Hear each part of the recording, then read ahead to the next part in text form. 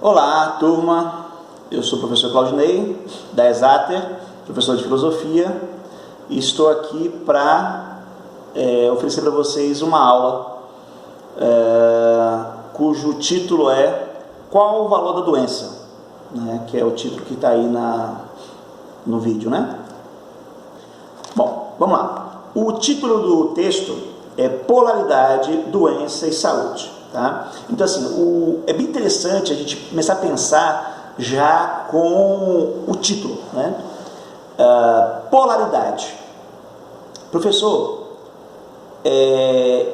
o que o senhor quer dizer com polaridade? Né? O que o texto vai tentar trazer com a ideia de polaridade? Bom, acho que o primeiro exemplo que vem na mente é do ímã. O ímã, ele tem o polo dele que é negativo e um polo dele que é positivo, né? Então tem esses dois polos, o extremo de um lado, o extremo de outro. Então nós temos aí o negativo e o positivo, né? Então aquela ideia de que tem uma linha, né? Existe negativo de um lado, positivo do outro, né? Nos extremos.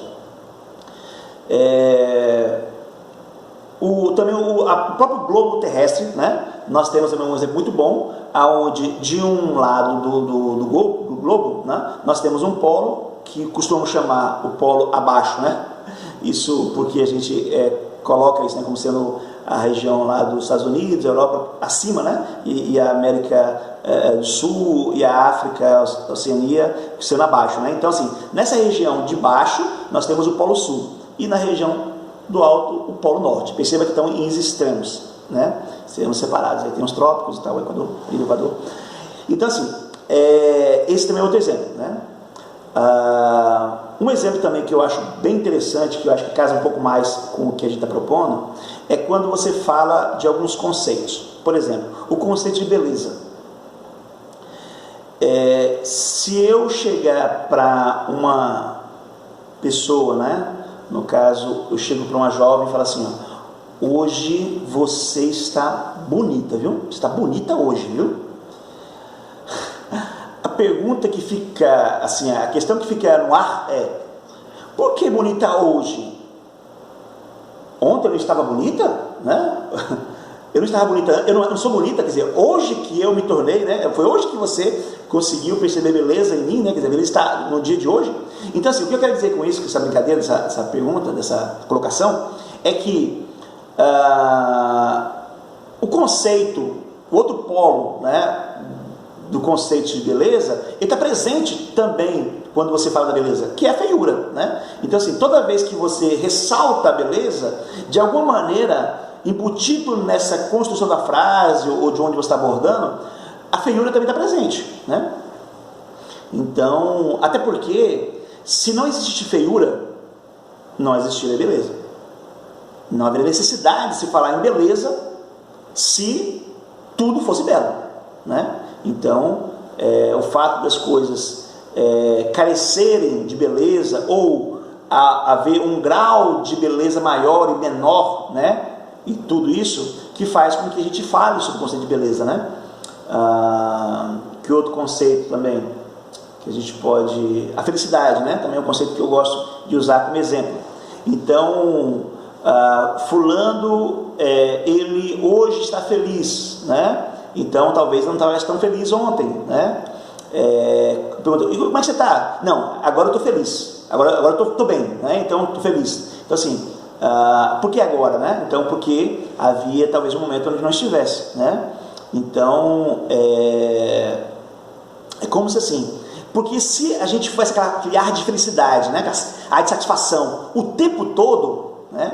Não haveria satisfação. A satisfação ela vem justamente porque há momentos, há contextos nos quais nós não estamos satisfeitos. E aí então vem a satisfação, né, como uma coisa que diverge, né? Então essa divergência, a ideia de polos. Então você sai de um polo e vai para o outro, né?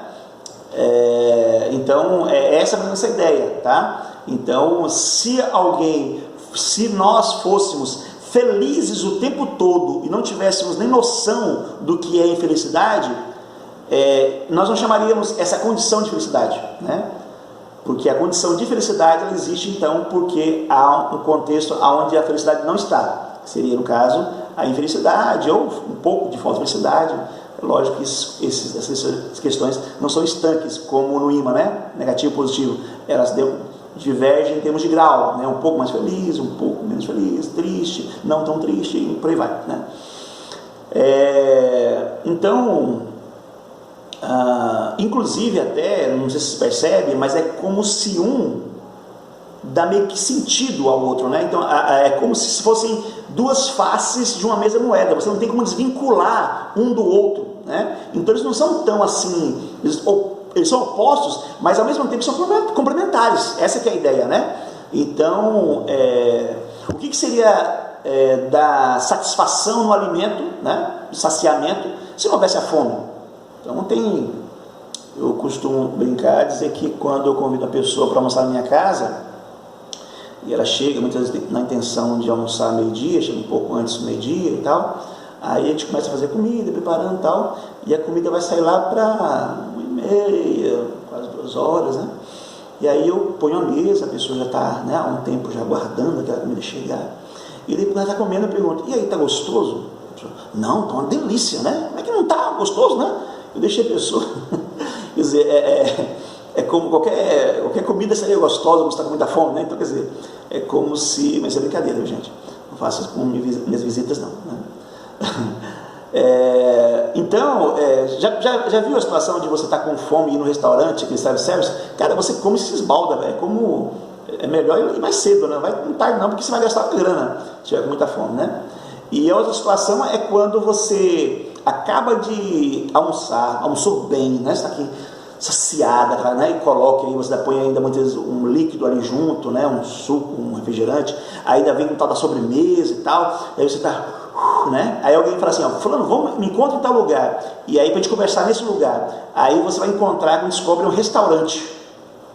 Poxa vida, aí é cruel, né? Porque parece que aquele cheiro de comida do outro restaurante, no momento que você está saciado, ele chega a ser repugnante, né? Vamos dizer assim, é horrível, né? Porque o cheiro de comida, coisa para comer, é quando você está com fome, né? Então, percebe a coisa do valor, um dando valor ao outro, né? Você está com muita sede, eles tomam água, você vai tomar devagar, aquela água, vai sentir aquele sabor, né? Como se a água tivesse sabor, né? Porque na realidade a água, de um modo, pelo menos, né? De um modo geral, assim, ideológico, ela não tem sabor, né? Às vezes tem algumas águas aí que tem, mas enfim. Mas a ideia é isso, né? Que ela tivesse, né? Essa coisa muito saborosa, né? Muito saborosa. É claro, não vou entrar muito nesse médio de sabor de água, eu estava lembrando aqui que tem água mineral, tem alguma coisa ali que faz com que é mais saborosa do que outra água e tal, mas eu tentei usar não é científico, né? De que a água não tem, né? Sabor, não tem cheiro, né? E não tem cor e tal. Mas assim, são só exemplos, não se apeguem muitos exemplos não, porque senão a gente vai ficar entrando em mérito. O que eu quero que você entenda é justamente isso, de que alguma coisa dá sentido à outra. Deixa eu dar um último exemplo. Uma vez eu era adolescente, estava acho que com 18 anos, e sempre minha mãe morou junto comigo, e ela me acompanhava. Eu morava em São Paulo, capital, e aí eu fui morar em São José dos Campos para poder trabalhar com um irmão, e eu tinha 2 irmãos solteiros mais velhos. Minha mãe deixou na casa de São Paulo e foi comigo para São José dos Campos, e ela sempre junto comigo. E em certa ocasião, não sei o que aconteceu na cabeça dela, que ela resolveu vir para a Bahia para visitar uns parentes aqui, e me deixou lá, acho que 15 dias ou um pouco mais, não sei, né? Pense aí que para mim foi complicado essa situação. Mãe, volta, né? Quando a senhora volta e as plantas estão morrendo, eu não sei conversar com as plantas como você, e eu dou água para elas, mas elas não estão entendendo direito esse negócio não, né? E assim, por que eu dei esse exemplo? Porque muitas vezes a presença de uma pessoa parece que faz com que você não reconheça a importância daquela pessoa, né? E muitas vezes só a ausência dela é que vai fazer com que você perceba esse valor, né? Então é como se um polo vai ser sentido para o outro, né? E eu falei que era o último exemplo, mas eu me recordei aqui do herói, né?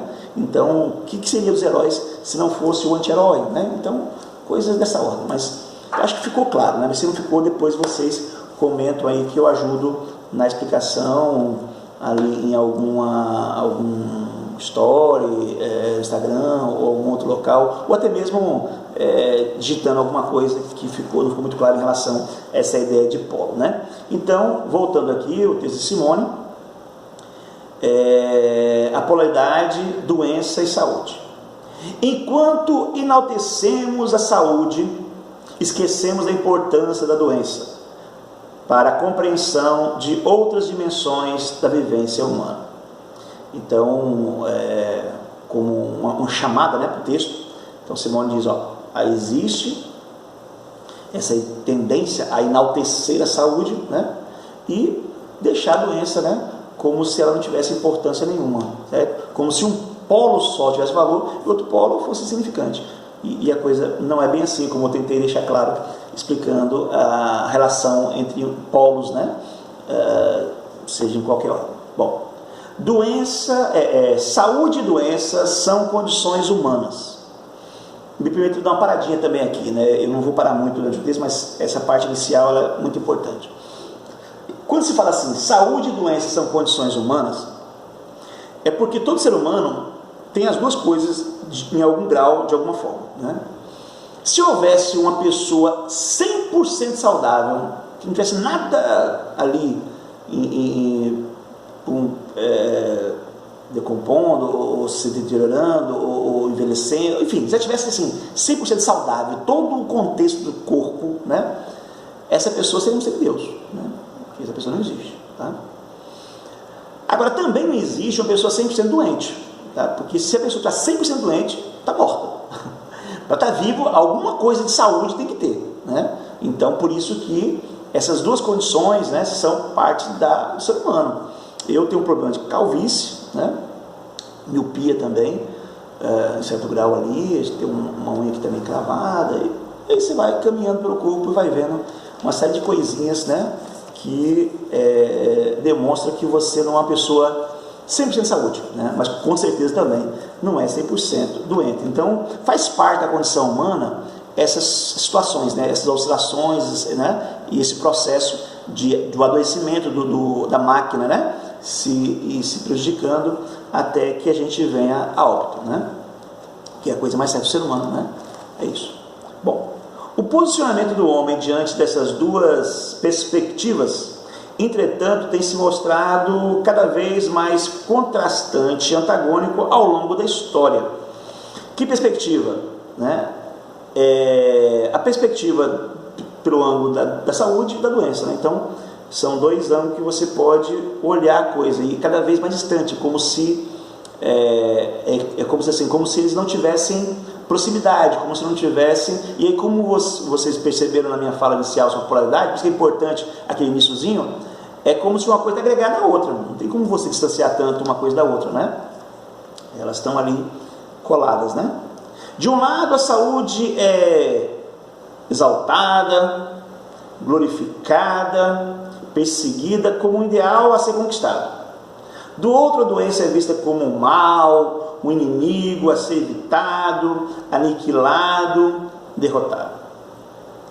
Na saúde, em nossa cultura, está projetada a imagem da totalidade, da perfeição. Então, esse ideal de perfeição, né, ele é muito presente, né? E aí não há espaço para nossas sombras, nossas imperfeições, doenças, deficiências, incapacidades. Vivemos, além disso, na era da competência, que não se restringe ao desempenho profissional e envolve todas as esferas das nossas vidas. Então, eu diria que essa coisa dos nossos defeitos, eles acabam muitas vezes nos caracterizando, muitas vezes dando o sentido de cada um, né? o jeito de cada um, né? Uma coisa que eu costumo dizer nas minhas aulas é que, assim, uma pessoa que não tem defeito, uma pessoa impecável, ajuda todo mundo, ela nunca vi defeito, nunca vi ela ter problemas, nunca falou de problema para ninguém, sabe? Ela tem um casamento ali ideal, um pai perfeito, assim, tal, né? E aí vai. Essa pessoa perfeita, ela não tem amigos, tá? Ela tem admiradores. É como se a relação de amizade, e outras relações, eu vou citar a amizade, ela é construída justamente nessas dificuldades de cada um, né? E quando eu falo dificuldades aqui, e ao tratar aqui da saúde, né? Vamos considerar, o texto vai até abordar sobre isso, um trecho que eu não vou ler, mas que vai abordar, é que... Olá, pessoal! Bom, vamos dar continuidade ao vídeo que nós começamos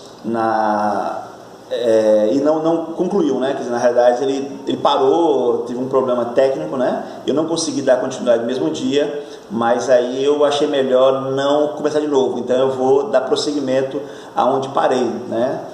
Então nós estávamos falando sobre a aula cujo tema é qual o valor da doença, e eu estava explanando esse assunto a partir do texto A Polaridade, Doença e Saúde.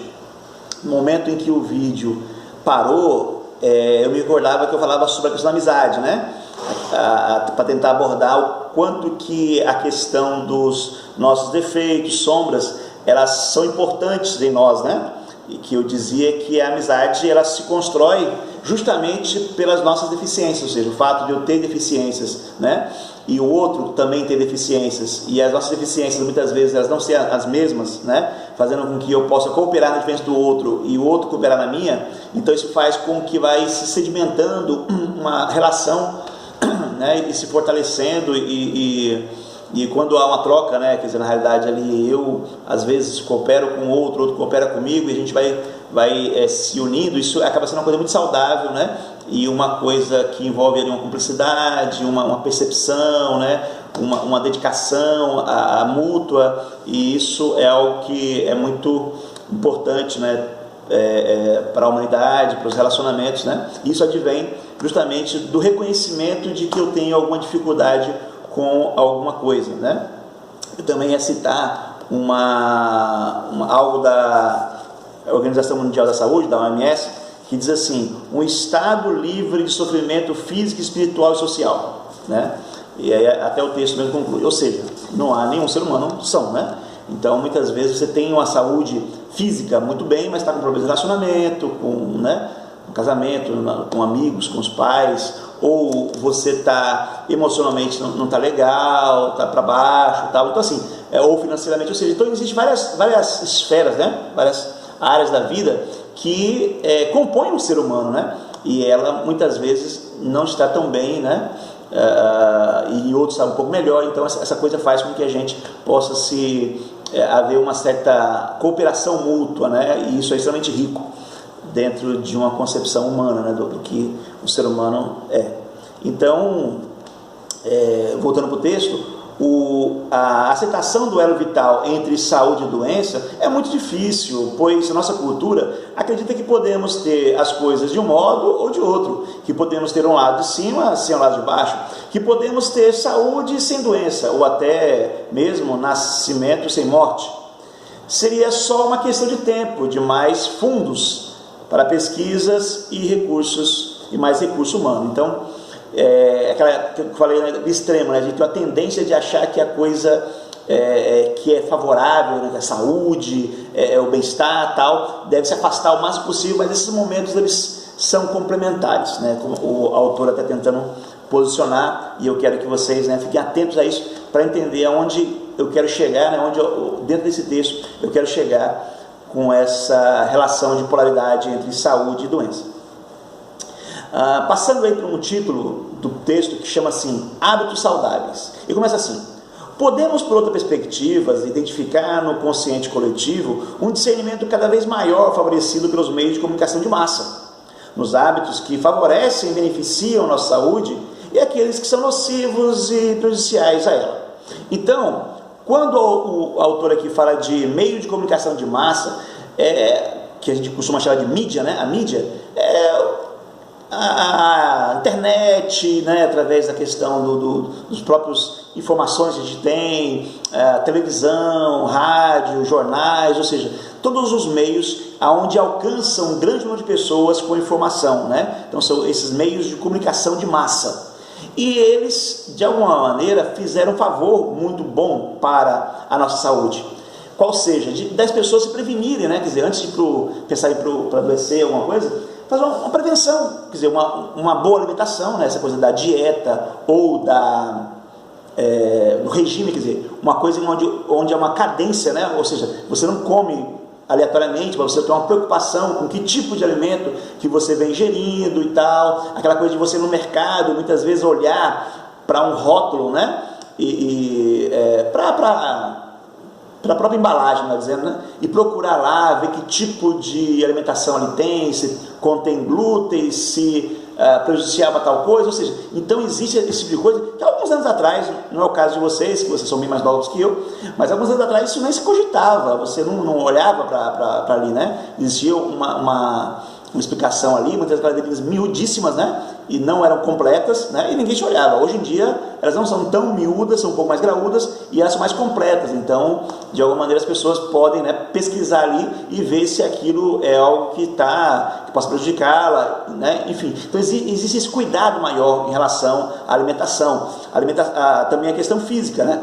Então, de alguma forma, as pessoas hoje, elas estouram academia, né? Academia tudo já tem, as pessoas vão e se envolvem. Quando você tem algumas avenidas aí que digamos, mais adequada para uma caminhada, você vê então normalmente as pessoas caminhando ali com roupa adequada, né, paramentada, acompanhada. Então assim, esse tipo de contexto não era muito comum no passado recente, né? E aí a mídia ela foi, né, de alguma maneira explorando essa área e as pessoas foram abarcando. Então isso é uma coisa muito boa, né? Eu até diria também na parte emocional, né? Eu acho que ainda um pouco menor, né? Eu como um profissional da área emocional, como psicanalista, tenho percebido que é bem menor, mas poxa, houve um avanço muito grande. As pessoas antes pensavam que ir num psicanalista, num psicólogo, num psiquiatra era coisa de doido, né? E hoje percebeu, não, se você precisa de um medicamento para alguma coisa, procure um psiquiatra, que é a melhor pessoa para isso, né? Se você tem alguma questão ligada ao emocional ali, do dia a dia e tal, então assim, aí você tem esses profissionais, tem um psicanalista, tem um psicólogo, não vou entrar no mérito aqui, aonde cabe cada um, nesse vídeo pelo menos, mas de alguma forma já é uma preocupação em relação a isso, coisa que no passado as pessoas, né, não tratavam, né? Muitas religiões até entendiam que era só Deus que não, né? E hoje já percebe-se que não, que Deus capacitou tanto médicos como profissionais da área emocional para ajudar as pessoas naquilo, né? Antes as pessoas estavam com depressão, e não, isso aí tem que oração, e muitas vezes a gente sabe que a oração é importante, mas também é bom que se busque um profissional para adequar, para buscar acertar essas áreas. Então assim, tem havido essa preocupação, e isso é muito rico, muito bom, né? No entanto, o texto também coloca que houve também um certo exagero por um lado, sabe? Então assim, essa coisa da mídia valorizar demais a imagem, né, e tal, então começou que as pessoas começaram a me preocupar com a imagem de uma maneira que de uma saúde, de uma coisa que poderia ser saudável, começou também a ser uma coisa doentia, né? Em que sentido? Deixa eu ver aqui como o texto coloca, né?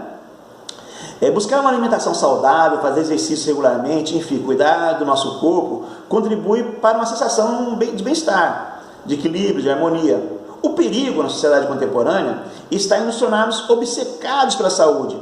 A fantasia da saúde e sua valorização exacerbada são abordadas ao se referir àquela pessoa que nunca para de falar da sua força física, que tem um coração que bate ritmicamente, regularmente, que depois de correr 10 quilômetros, que levanta às 6 da manhã para tomar uma ducha gelada e tal, e que se torna até uma coisa meio aborrecida, né? Uma coisa cansativa que a gente vê muitas vezes em algumas pessoas, né? Que as roupas fitness e o jeito fitness e aí toma remédio, toma vitaminas, né? Vitaminas, muitas vezes sem uma orientação, né? Algumas até exageram em termos de anabolizante, né? Cirurgias plásticas muitas vezes que não são necessárias, ainda que eu entenda que muitas vezes a cirurgia plástica é alguma coisa viável, né, e saudável, mas a gente vê muito exagero em muitos casos. Então assim, existe esse lado também do exagero das pessoas, né, ficarem buscando essa coisa da imagem por conta até a rede social, né, onde as pessoas muitas vezes precisam estar bonitas, precisam estar apresentáveis, precisam estar, sabe, chamar atenção. Então muitas vezes isso é algo que também é muito prejudicial, né? Eu tenho conhecimento de um rapaz que tinha todo aquele estereótipo que a mídia gosta, né? Aquela coisa do louro, olhos claros, bem branco, porte alto e musculoso, não sei o que e tal. E essa pessoa, ela foi diagnosticada, foi descoberta, né? Que já tinha um diagnóstico que ela estava com câncer na virilha, né? Por conta do excesso de uso de anabolizante, né? E ela faleceu rápido, né? Já havia ali, quando a família soube, me parece que já estava com metástase e assim, já estava espalhado, né? Já tinha tomado conta de boa parte dos órgãos vitais. Mas essa pessoa tinha um conhecimento antes, mas por que ela não fez o tratamento? Por que ela não se colocou para se tratar?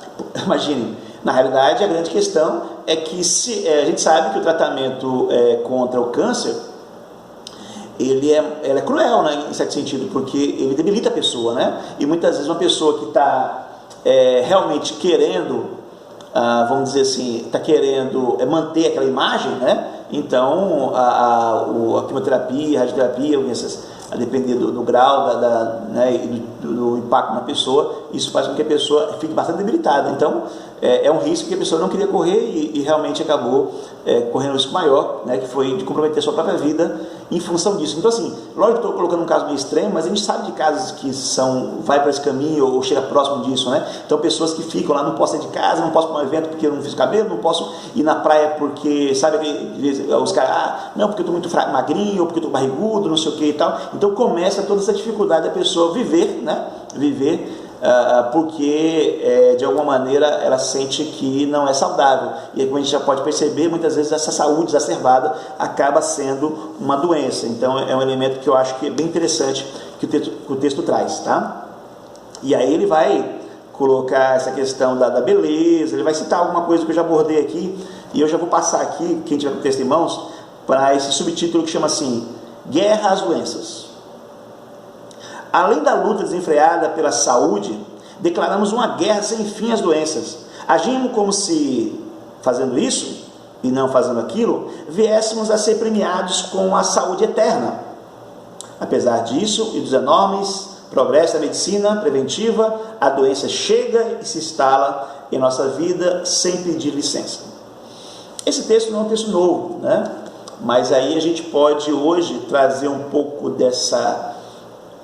que esse parágrafo traz para a realidade atual que está acontecendo com o coronavírus, ou seja, com a pandemia, né?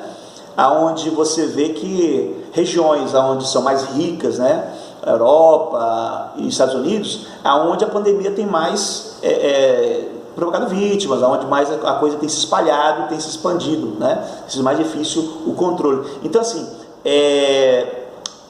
muitas vezes tem aquela ideia, a pessoa é muito rica, pode pagar um bom médico, mas a doença, ela tem essa característica, ela vem, ela chega, né? Ela não olha status, não olha condição, ela não olha, e ela se instala, né? E se tiver que a pessoa aí, nesse momento dela, né?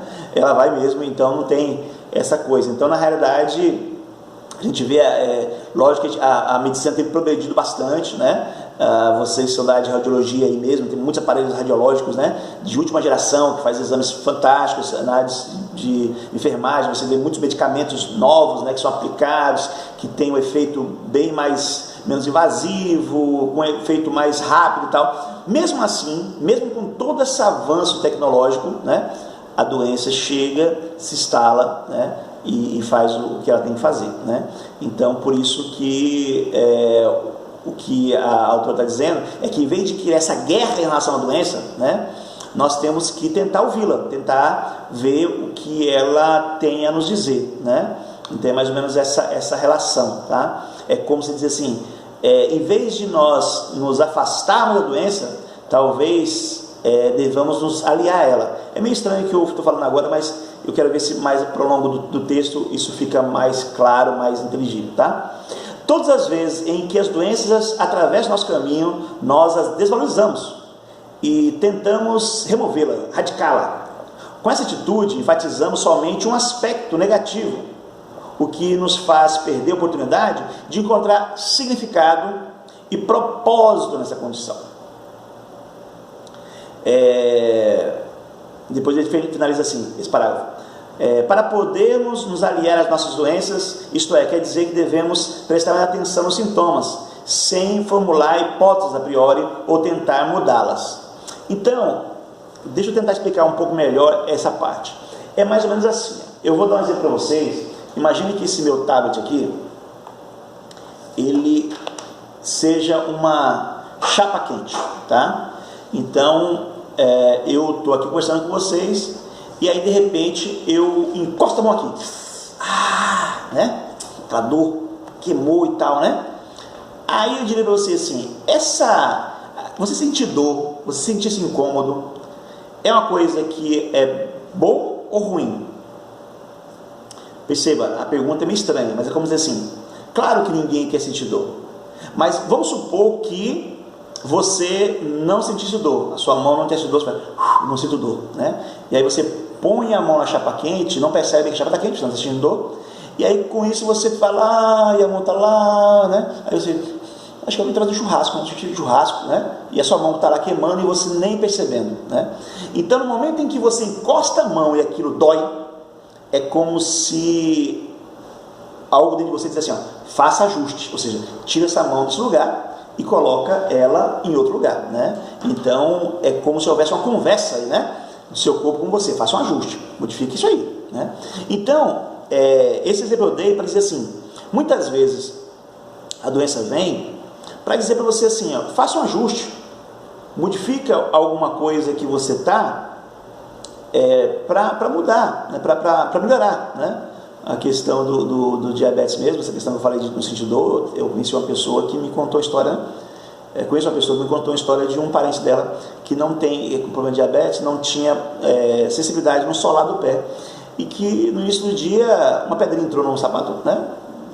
Provavelmente no início do dia, e aí ela passou o dia todo usando o sapato, e no fim do dia, quando foi tirar o sapato, vem carne viva, né? É como se aquela pedrinha que quando você põe no pé, te incomoda, você fica balançando, né, para tirar aquela pedrinha e tal, você está de sandália, alguma coisa assim, e está incomodando, que essa pedra é xarope, ou quando você está com um calçado e de repente você tem que tirar o calçado para tirar a pedra, é como se, ainda bem que ela incomodou, porque se ela não incomodasse, você ia ficar com ela ali, ia depender da situação, ela poderia estar cortando o seu pé, né? Durante o dia todo, então aquilo poderia ser prejudicial. Então é como se a dor, né, ela vem ali para te sinalizar, para você poder, né? Então não é que você não deva tomar o remédio e fazer o tratamento, mas é que você também deva ter que pensar, por que essa doença agora, por que desse jeito, né? Vamos supor assim, você está com uma dor de cabeça, lógico que tem que tomar o remédio, né? Não vai ficar com dor de cabeça doendo por conta, né, de que é uma doença, você vai ficar, né, parceira dela. Mas é como se você, na medida que a doença vem, você pensa assim, bom, mas essa dor de cabeça, ela pode estar me dizendo o quê, né? Então, ela pode estar dizendo várias coisas, do tipo, quando foi a última vez que você foi no oftalmologista, caso você use óculos, por exemplo, né? Ela pode estar dizendo assim, tira a cabeça do sol, né? Vai para a sombra, né? Você está muito tempo no sol. Ou ela pode estar dizendo para você assim, quando foi a última vez que você comeu? Já são 2h30, né? E você ainda se alimentou de manhã. Então é como se talvez algum recado está sendo dado através dessa doença, tá? Os papéis caíram no chão aqui, deixa eu pegar.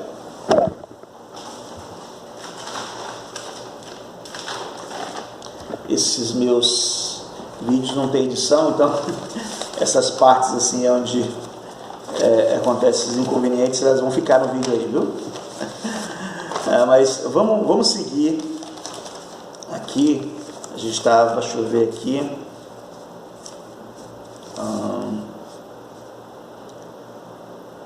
tá, vamos seguir agora. Eu vou para outra página, no mesmo tema, tempo de se recolher, tá? Então o tema aqui, tempo de se recolher, na parte que diz assim: receber a doença é acolher as perguntas que se impõem em nosso caminho. Conviver com elas é suportar até mesmo um vazio temporário como resposta. É preciso aprender a ler, ouvir, a ver nas narrativas as queixas sobre as doenças, as histórias que elas contam, os personagens, as imagens, as temáticas ativas, e conversar com elas por meio da linguagem simbólica, das metáforas. Então é como se a autor dissesse assim: olha, essa doença está dialogando com você, tá? Ela pode até ser um gesto de amor de você para com você mesmo, do tipo assim, para um pouco, né? Tá trabalhando demais, então ela faz você ficar parado, ir para a cama, para casa, né? Muitas vezes o diálogo respeita as pessoas à sua volta, né? Então muitas vezes a gente vê pessoas que por conta da doença começam a investir melhor na espiritualidade, né? Então busca uma divindade, busca se tornar uma pessoa eu falo assim, da divindade, espiritualidade, no sentido assim, de começar a olhar o ser humano de outra forma, com mais solidariedade, tá? Tem pessoas que começam a valorizar a vida, então arriscava demais na vida, de repente começa a valorizar essa vida um pouco mais por causa da doença. Há situações em que as pessoas, por conta da doença, começa, por exemplo, a respeitar mais a esposa que tanto ajudou no período da doença, que muitas vezes ele desprezava ali, né? Ou vice-versa em relação à esposa ou marido. Enfim, o marido não se envolve, não sei o que, então de repente ela adoece, ele vai lá e cuida dela e faz as coisas e trata ali e tal, e ela percebe que ele tem sensibilidade que parecia que não tinha, né? E aí depois essa sensibilidade acaba continuando e eles se tornam um casal mais saudável emocionalmente. Então assim, tem uma série de fatores. Não sei se já aconteceu com vocês, de vocês pensar, pô, vou visitar um doente, vai ser difícil, né, chegar lá e tal, mas aí acontece assim que quando você chega lá, em vez de você dar força à pessoa, a pessoa te dá força, ou seja, ela já passou por um momento de crescimento em função da doença dela, que ela está até vendendo, né, um pouco desse aí, e você sai melhor do que você entrou. Já aconteceu algumas vezes comigo e acho que também pode ter acontecido com vocês, né? Então, o que eu quero dizer com vocês com isso é que nós temos que olhar para a doença de uma maneira diferente que o senso comum observa, né? E aí, já finalizando, né, para o nosso vídeo também não ficar muito grande, tem o último ponto aí, que é histórias a contar. Então assim, cada doença tem uma história para contar. Então é como se nós tivéssemos que estar atento a isso, né? Às vezes eu dou aula durante um período muito grande e fico em pé o tempo todo, porque para mim é difícil dar aula sentado. Então, como eu estou aqui agora, né, sentado, então normalmente eu dou aula em pé, e aí fico andando para lá, andando para cá. Quem são os alunos sabe disso, né, que eu vou para um lado, para o outro e tal. E aí tem hora, depois de talvez da noite, né, começa a doer um pouco a perna, né, e aí é como se ali aquela dor significasse dizer assim, ó, Claudinei, senta um pouco, cara, faz uma chamada sentado, né, ou pelo menos faz algumas perguntas para os alunos sentado e responde ali, quer dizer, muda um pouco isso aí, porque você passar o dia todo em pé, né, as pernas doem mesmo. Então assim, pode ser um diálogo, né, então um gesto de amor para com o meu corpo. Você diz, ó, cuida aqui dessa parte, né, não força muito essa área não, né, porque a gente tem coisa que a gente faz no automático, mas a gente vai fazendo e tem hora que a gente tem que, alguma coisa, alguém tem que dizer para nós, e quando alguém não diz, nosso próprio corpo pode conversar com você, né, e te dizer, ó, né, vai com calma, né. Então, quando nós ouvimos, no caso, as histórias que as doenças contam, temos a oportunidade de nos aproximar e conhecer um pouco mais de nós mesmos, tá? O livre-arbítrio permite a cada um de nós escolher acolher ou não a doença, ou até dar guarita à doença literal e simbólica, ou lutar com os dois níveis. A doença literal e simbólica que eu estou falando aqui, a doença literal que seria a doença mesmo, né, propriamente dita, e simbólica seria essa história que ela conta, assim, né, esse dizer da doença, tá? Seria o aspecto simbólico dela. Nocautear a doença como se tivesse um inimigo no ringue, é sem dúvida uma opção, você pode fazer isso. Podemos até mesmo destruir a doença como expressão, mas haverá outras formas, às vezes mais drásticas, que o self, no caso o seu eu, poderá escolher para nos colocar em contato com nossas imagens essenciais. Ou seja, você pode muito bem, vamos dizer assim, por exemplo, está com dor de cabeça, você pode muito bem se livrar da dor de cabeça tomando um analgésico, mas depois ela pode vir de uma forma mais drástica, né? Pode vir com uma coisa mais pesada, né? É como se fosse uma vozinha assim, diz assim, dor de cabeça, Claudinei, faça um ajuste, modifique alguma coisa, como eu falei, né? Vai no oftalmologista, coma alguma coisa, ou, né, e tal. Aí você toma remédio para tirar essa dor, ou seja, tirar essa vozinha, tirar esse diálogo consigo mesmo. E ela pode vir mais drástica, ela pode vir sei lá, uma gastrite, né? E aí você vai lá, faz endoscopia e tal, toma um antiácido, não sei o que, papapá, e vai levando a sua vida, né? E não para para refletir o que possa ser aquilo, né?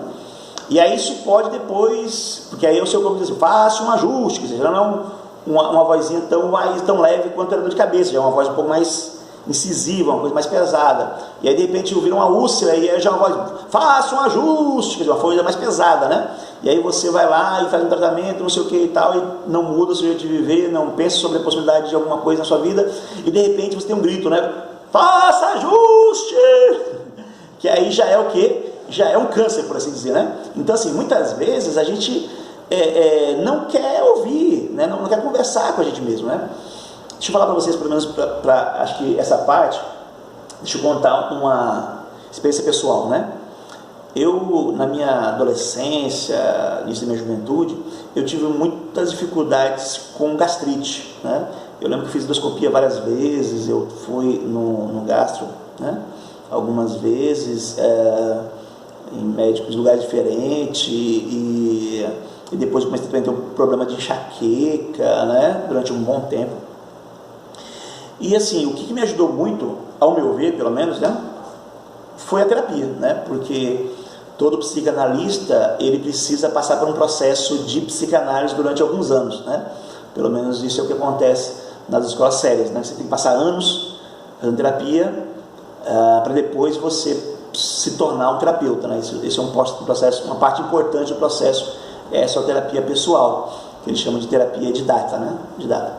Aí, nesse processo, eu percebi que uma coisa que eu fazia muito é quando alguém me jogava alguma coisa que me incomodava, eu tinha duas tendências. Uma era devolver na lata, né? E muitas vezes de maneira muito desproporcional, e isso acabava me machucando depois, porque eu me sentia mal pelo que eu fiz, né?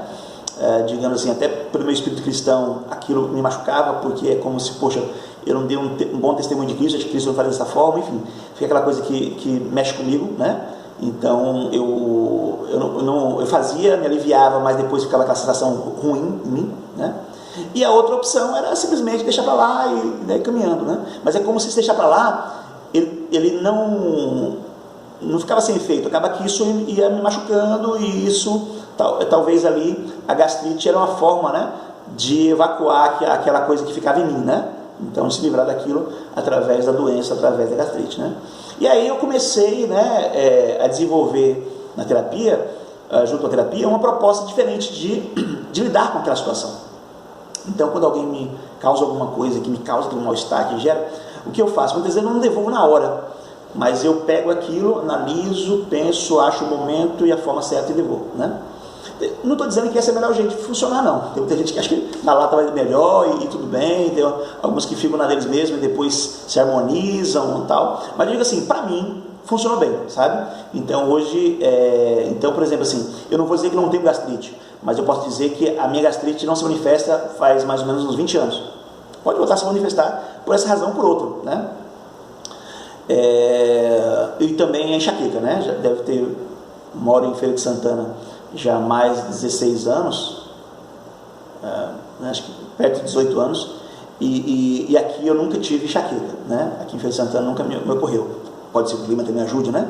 Mas antes eu também já tinha meio que parado, né? Que foi justamente na época que eu comecei a fazer terapia. Então são coisas que para mim eu acho que é interessante de pensar sobre isso, ou seja, de que essa doença está me dizendo, né? Então você sempre quando chega em casa tal, e aí vem aquela estafa, não sei o que e tal, dizer, por que quando chega em casa? Por que quando, sabe? Então assim, por que as coisas acontecem naquele contexto, naquele local, quando está com tal pessoa, por que isso está acontecendo frequentemente depois de certo tempo? Então assim, não é que você não possa tratar, mas é que você tem que olhar que aquilo pode ser alguma coisa ligado a um valor, né? a algum dizer, né? E aí, finalizando o texto, né, o último parágrafo, assim, talvez o grande desafio desse milênio esteja em aprender a colher tanto a saúde quanto a doença, como se fossem duas janelas que nos dão a oportunidade de ver e viver a vida em perspectivas opostas, mas complementares e plenas de sentido e significado, tal como aprender a ver e apreciar a beleza, o sagrado, o mistério na luz, na sombra, na noite, no dia, na fortaleza, nas fraquezas que guardamos dentro de nós. Ou seja, você pode aprender com a sua doença, você pode crescer com ela, né? Uma coisa também que eu costumo dizer em algumas aulas, né? Já comentei com vocês que estão me ouvindo, Mas é assim, que a crise em si, ela não é nem negativa nem positiva. A crise, ela só diz que aquele quadrado não pode mais ficar, ou seja, aquele lugar já não existe mais. Agora você vai para o quadrado da frente ou para o quadrado de trás, né, ou dos lados, sei lá, depender de como você olha para ela, entendeu? Então, trazendo para um efeito prático, nessa vivência que estamos agora, onde nós estamos aí a questão da pandemia e tudo mais, como é que vamos sair dela, né? Como é que você vai sair? Você vai ser mais forte ou vai ser mais fraco? Quer dizer, como é que você vai... Você tem aprendido, você tem buscado aprender com ela, os relacionamentos, né? Eu lembro até que no dia que eu dei aula para a turma da manhã dessa matéria, né? Ainda está dando certo para dar. Alguém comentou assim: professor, as pessoas muitas vezes, as famílias estão podendo se unir mais, brincar mais. A gente vê muitas vezes até nos vídeos, né, no story, né, pessoas brincando mais e participando ali e tal. Então assim, a família se unindo mais, que muitas vezes até em algum contexto as famílias estavam se portando muito como se fosse uma república, né, onde cada um ia para o seu quarto, cada um pegava no almoço, pegava o seu prato, para o seu quarto, e cada um no seu celular, e aí as pessoas não conversam e tal. E assim, muitas vezes, talvez está proporcionando momentos mais saudáveis. Não sei, eu estou só hipotetizando, tá, gente? Eu não estou querendo aqui dizer, mas assim, que há possibilidade de haver crescimento nesse processo, né? Talvez nem tanto financeiro, mas emocional, muitas vezes relacional, né? Pode ter o reconhecimento emocional de alguns pontos que você não enxergava, e aí talvez o processo de você fazer uma terapia, buscar um caminho, né? Talvez você reconhecer algumas pessoas da família que você não reconhecia a importância, né? A participação no processo da casa, ou seja, uma série de fatores que pode fazer com que haja melhoras em alguns aspectos, né? E eu acho que isso que a crise nos ensina, de que nós temos possibilidade, a criatividades, por exemplo, que podem ser, né, a gente vê hoje muita criatividade em sistema de como usar os paramentos mais baratos, o acesso, ou seja, as pessoas são muito criativas, muitas coisas criativas são produzidas justamente nas crises, no momento de dor, no momento de doença, no momento de dificuldade, né? Então assim, não é para você chamar a dor, mas é quando ela estiver diante de você, a angústia, a dor, a doença, você dialogar com ela, né? Você dialogar com ela e não simplesmente querer ficar, né, contra ela, né? Esse é o olhar, pelo menos, que eu quero que você, que é um profissional da área de saúde, né, tenha sobre a doença, tá? Um diferencial, uma maneira diferente de olhar, né, de acordo com o que o senso comum enxerga e olha, tá?